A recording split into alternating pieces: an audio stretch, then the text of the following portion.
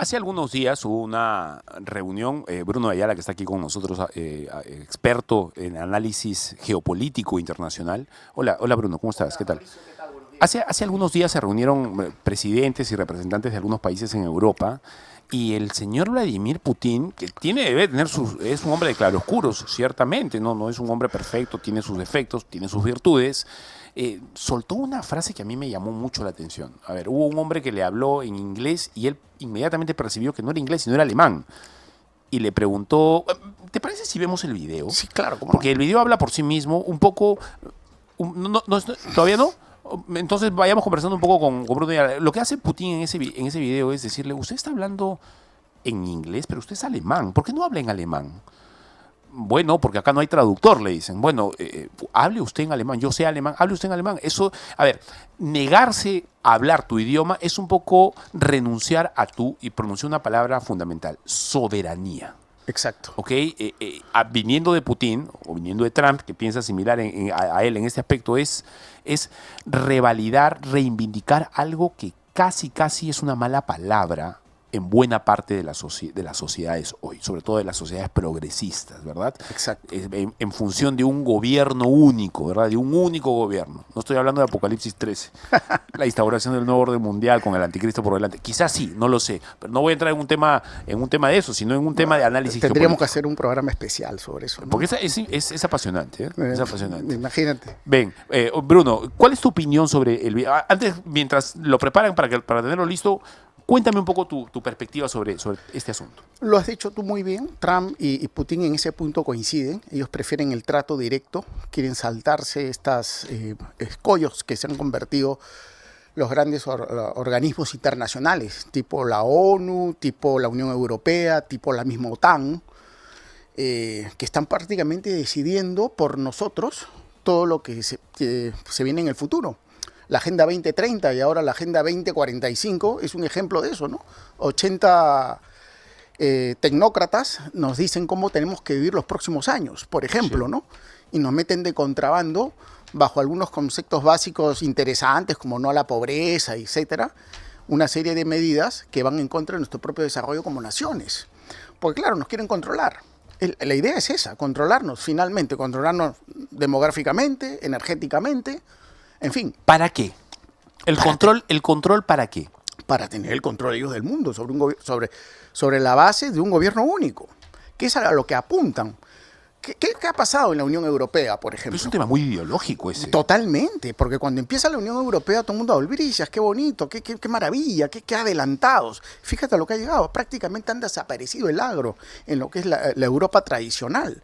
Cuando uno visitaba Europa en los principios de los 2000, tú veías que lo más cuidado era pues justamente la gente del campo.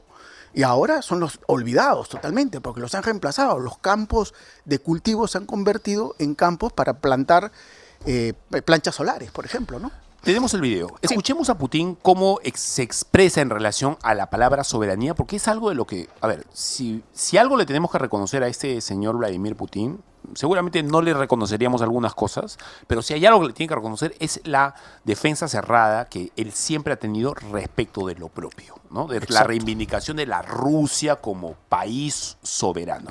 Veamos cómo se expresa sobre este asunto y luego lo comentamos con Bruno Ayala. Representa a una república federal, así que hable alemán. ¿Por qué me hace preguntas en inglés? Lo más importante es el nivel de soberanía. No tenemos traducción, no hay traducción del alemán. Vale, mentira, no tenía traducción del alemán. Adelante, ¿quería añadir algo? Por favor, la siguiente pregunta. No, por favor. Nuestro colega de Alemania quería añadir algo. Ich nehme die Gelegenheit gerne wahr, auch in Deutsch zu Aprovecho la sprechen. oportunidad para hablar también en alemán, dice. Aber bevor ich, Pero antes de que eingeladen me invitaran wurde, hoy a das usted, heute zu Ihnen, señor presidente, me dijeron por favor hablen inglés, ya que la mayoría del público no lo entiende el alemán. No tenemos traductor que pueda traducirlo. Pero solo quería decir que sé que usted ama el idioma alemán. No se trata de mí, dice Putin. Se trata de soberanía. Absolutamente, le entiendo. Muchas gracias. De nada. No se trata de que si hablas bonito el alemán o no, se trata de que exprésate en el idioma tuyo, más allá de que tengas que manejarlo o no, porque eres soberano, tienes que defender y entender eso. Exacto. Mira, lo que pasa con Europa es que es el gran experimento progresista. Europa, Canadá, los Estados Unidos mismos se han convertido en los grandes experimentos progresistas. La idea es que se vaya un gobierno central único, ya pasa en Europa con el Banco Central Europeo, por ejemplo, que te dicta las medidas que tiene que tomar cada país. No es que España va por la libre, ¿ah? España es el paraíso progresista ahora y nuestro referente para los progresistas de Hispanoamérica porque lo mantienen prácticamente bajo este tipo de políticas.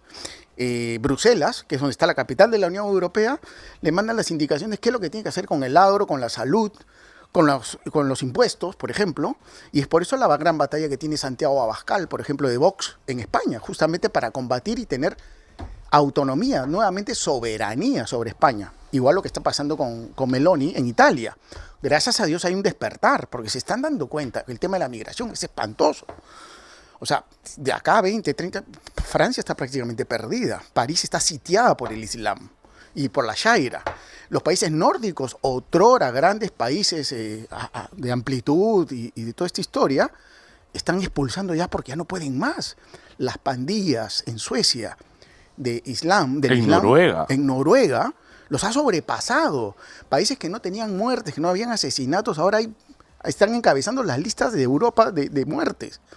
Porque nunca se integraron, porque la gran falla del progresismo, la interculturalidad, falló. Nunca los pudieron integrar. Entonces tú tienes ahora segunda, tercera generación de gente que viene del Islam que nunca se integraron, que siguen siendo de sus países de origen. Y pensando como en sus países de origen. Y entonces la policía no puede entrar. Es como si acá la Policía Nacional de Perú no pudiera entrar a Caraballo, por ejemplo. Es que en tu cosmovisión, a ver, imagínate que venga acá pues una oleada de no 1 millón de venezolanos, que venga 1 millón de marroquíes, a ver, que hablan español mucho. Exacto. Ok, y que vengan acá a Lima con sus costumbres musulmanas, con sus maneras de tratar a las mujeres, tratar a la familia, tratarse entre ellos, tratar el delito, etcétera. Seguramente pasaría mucho lo que estaría... Nosotros tendríamos una respuesta enérgica, porque como te digo, como lo hemos comentado, el Perú es conservador, el Perú básicamente cree en la que es cristiano, pero sí hay un grupo de gente que mira para otro lado. Lo que pasa en España, tú tienes a una ministra como Irene Montero que habla de feminismo, y tiene a las mujeres paseando por Madrid o por Barcelona con burka. Burka es este vestido negro de pieza que no se le ven ni los ojos. ¿Entiendes? Entonces, y tienes pedidos tan estrambóticos como decir que se saquen los crucifijos de los colegios porque ofendes a la minoría musulmana. O sea, tú vas de un país a otro país para adaptarte a su cultura. No para imponer tu manera de pensar. Exacto. ¿A dónde va todo eso? Quieren desestructurizar todo lo que es la cultura judeo-cristiana que te escuché viniendo diciendo. Porque básicamente es eso. Quieren acabar con toda esa cultura. Porque para el pensamiento de esta gente, acabando con esa cultura, van a hacer un nuevo mundo, un mundo en donde se pueda progresar y pueda haber paz. Están totalmente equivocados. Porque la Sharia, que es la ley musulmana, los va a sobrepasar finalmente, como está pasando en Francia, como está pasando en los países nórdicos. Ya, a ver, Bruno, en ese entendimiento, lo estás explicando muy bien. Me están pidiendo una pregunta un poco larga porque te van a acomodar el micro. Ok, eso es lo que está pasando en Europa, eso es lo que está pasando en buena parte de Estados Unidos, en Canadá, evidentemente, ok. Pero ¿qué viene para el Perú? Ok, ¿cómo vamos a enfrentar desde el Perú esto y qué consecuencias puede traer? Porque puede parecer muy lejano Noruega, puede parecer muy lejano Suiza, muy lejana tal por cual, pero para nosotros, ¿cómo es la consecuencia? Nosotros tenemos la ventaja de que somos testigos, mudos testigos de lo que está pasando en el mundo, pero eso nos va a llegar de todas maneras. Entonces tenemos que prepararnos para eso. Y como una vez yo lo conversé con gente de acá de la radio, hay que fortalecer la familia natural, hay que fortalecer nuestros valores, sin llegar a ser dogmáticos. Hay que fortalecer la tolerancia, porque si algo nos caracteriza a los cristianos en general, es que somos tolerantes. Sí, claro. Y yo lo he visto, yo lo he vivido en Israel, por ejemplo, te lo comenté en alguna entrevista. Yo he estado en Nazaret, por ejemplo, donde está una comunidad importante de árabes cristianos. He estado en Haifa, donde están los drusos, los famosos drusos, que no tienen nada que ver con el tema judío ni cristiano, que ellos creen en la reencarnación, sin embargo conviven perfectamente bien. Y hay 2 millones de árabes que viven dentro de Israel, que tienen pasaporte israelí, que conviven y que viven, y ya hay un parlamento donde hay árabes que tienen la capacidad de decir que desaparezca el Estado israelí, en el parlamento israelí. Son pocos, pero son. Pero son, y tienen voz. ¿Qué es lo importante? Entonces, contra eso es imposible que tú lo hagas en Teherán, pues. Eso es imposible que pase ni siquiera en Jordania, que está cerca, o en Egipto, que está al costado, o en el Líbano, porque no son tolerantes. Y esa es una de las virtudes que nosotros tenemos que reforzar, la tolerancia y el fortalecimiento de la familia natural. A ver, voy a mencionar un asunto bíblico, que es interesante. Nosotros los cristianos, como tú bien sabrás, tenemos una frase que siempre la repetimos en relación a cómo va o cómo debe expresarse o cómo debe reaccionar la iglesia después de eso. Decimos que las puertas del Hades no prevalecerán contra la iglesia, que es lo que el Señor dice en Mateo. Cuando tú vas al término griego de prevalecer, es el mismo término griego que la Septuaginta, que es la traducción griega del Antiguo Testamento, usa cuando se refiere al ataque de Israel respecto de ciudades enemigas. Entonces, las puertas de las ciudades enemigas, porque eso eran puertas, eran ciudades amuralladas con puertas grandes, el término de que no prevalecen contra Israel en términos de un ataque, es decir, en términos de un Israel activo, no pasivo.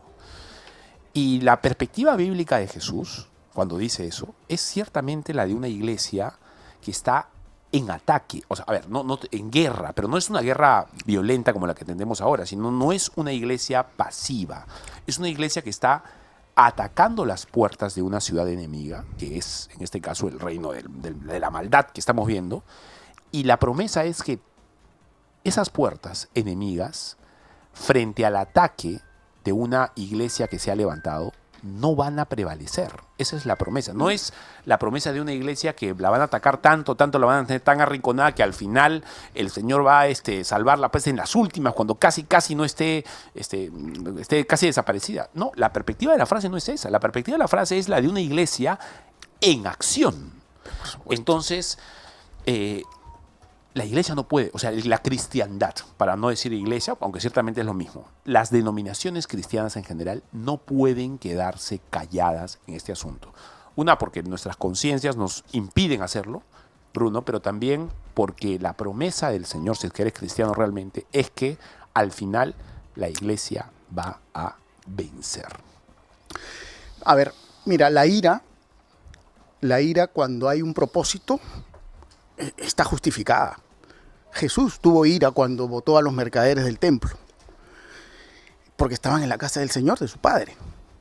Entonces, es totalmente justificada.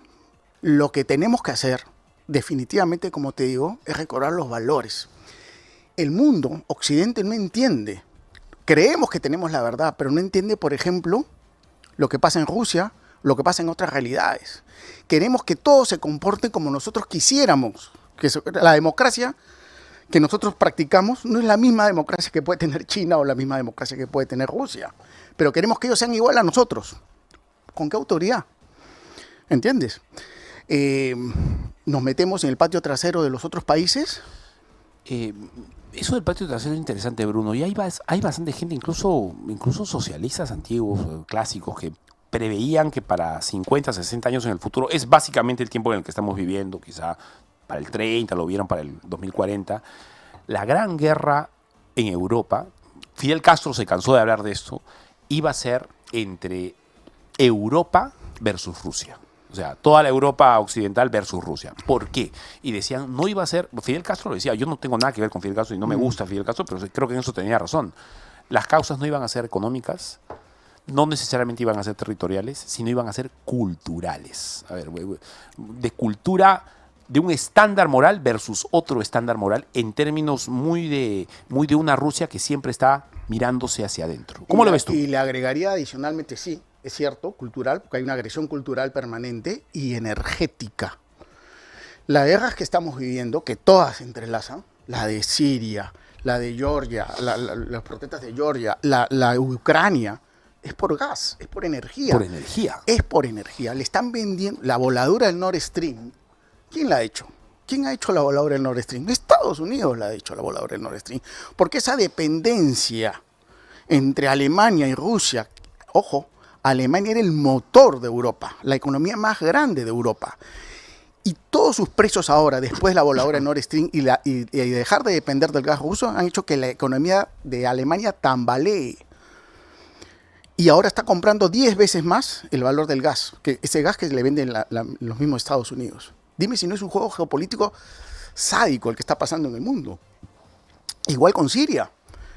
Los mismos ahora llaman revolucionarios a los que cortaban cabezas. Y van contra Bashar al-Assad.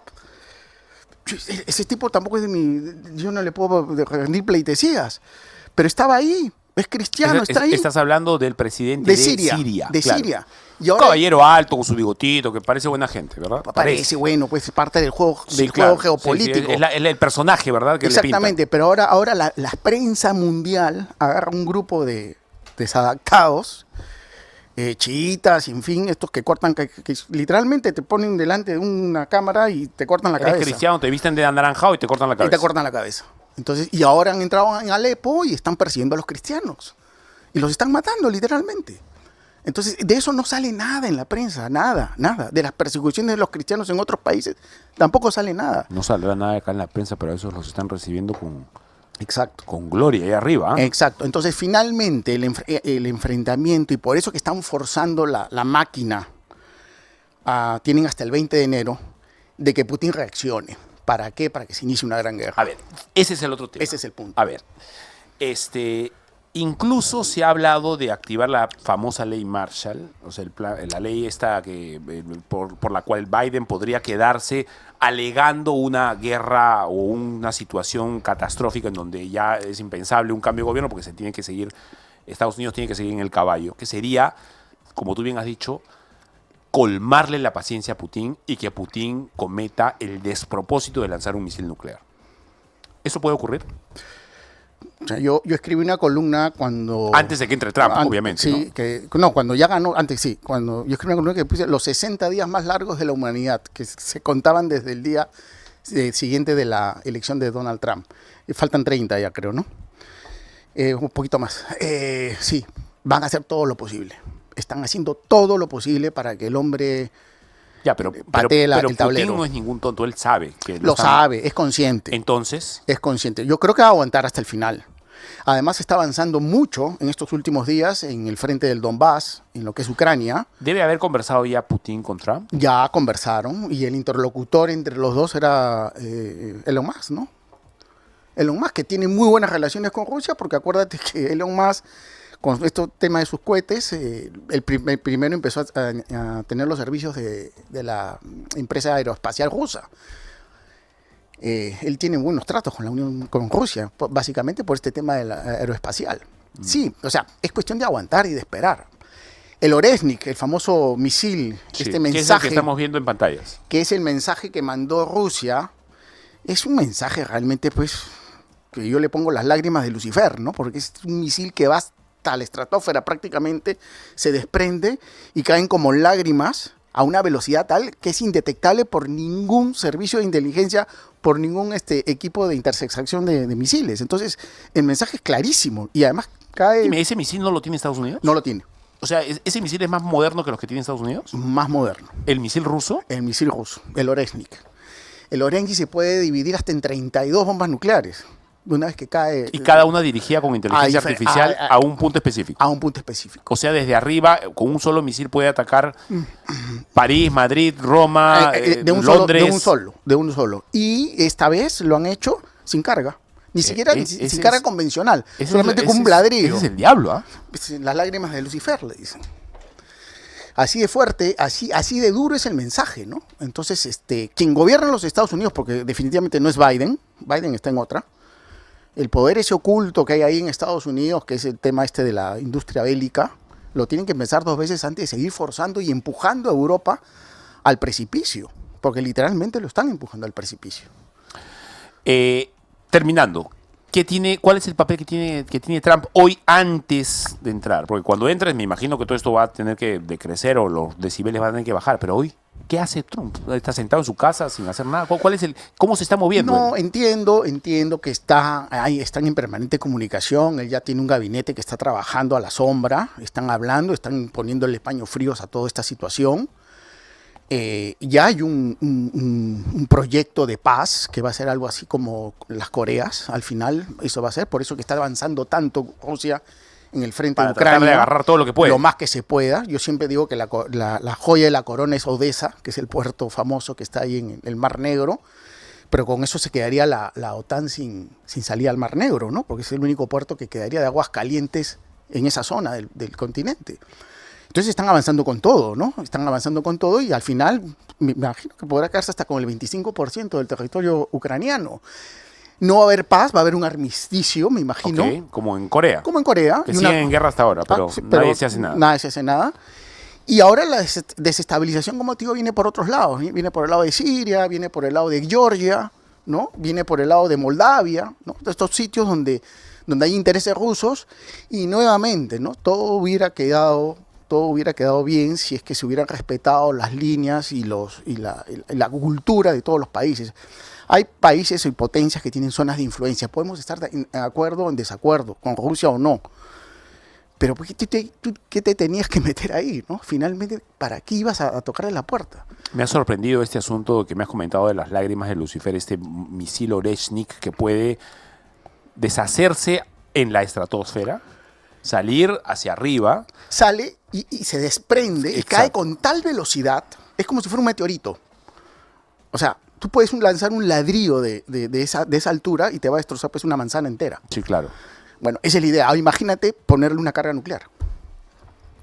Se vuelve y no hay forma de pararlo. Inenarrable. O sea, no hemos visto algo así en la historia. Es el Porque fin. Lo de Hiroshima y Nagasaki va a terminar siendo la picazón de un mosquito, nada más. Exacto. Entonces, a ver si los Macron, que se cae ahorita su gobierno, la gente de Inglaterra, que está como loca también, porque gracias a ellos estamos como estamos ahorita con el tema de Ucrania. Johnson, el famoso ministro obligó a Zelensky a seguir con esta guerra. Todas las vidas que se hubieran ahorrado el mundo y los pobres ucranianos si hubieran firmado en su momento el armisticio o la paz que solamente le pedía independencia para el Donbass, o sea, autonomía. Claro, para esas dos provincias que son prorrusas, punto. Y 1 millón de muertos menos. No habría Mira, Bruno, me quedan las ganas de seguir conversando contigo. Vente la próxima semana para seguir hablando del Listo, tema. Y me gustaría tocar contigo el tema de ese sujeto al cual no lo termino de comprender bien. O es una gran bendición de Dios la figura de Elon Musk para la civilización, o es que el anticristo. ¿Quién es? Quiero comprenderlo, porque lo que ha hecho Elon Musk para la civilización es sorprendente. Ese sujeto realmente... No ha habido uno en la historia parecido a Elon Musk. Estamos siendo testigos de un avance alucinante. Es un personaje que no he visto en la historia a alguien parecido a él. O sea, ya Fabricio, nuestra generación ha pasado de los Picapiedra en blanco y negro al full color y a Star Trek, ¿no? ¿Verdad? Bueno, vamos a despedirnos de Bruno Ayala. Ciertamente lo vamos a tener en breve, seguramente la próxima semana, para seguir hablando de las tensiones de guerra en Europa, y la promesa es hablar de Elon Musk. De todas maneras. Bien, vamos a una pequeña pausa. Gracias, Bruno. Dios te bendiga. Gracias. De igual manera. Y regresamos con un crack, otro crack, el doctor Luis Lamas Puccio. Vamos a hablar con él sobre coyuntura penal en relación, por supuesto, a nuestro gobierno de Dina Boluarte. Ya venimos.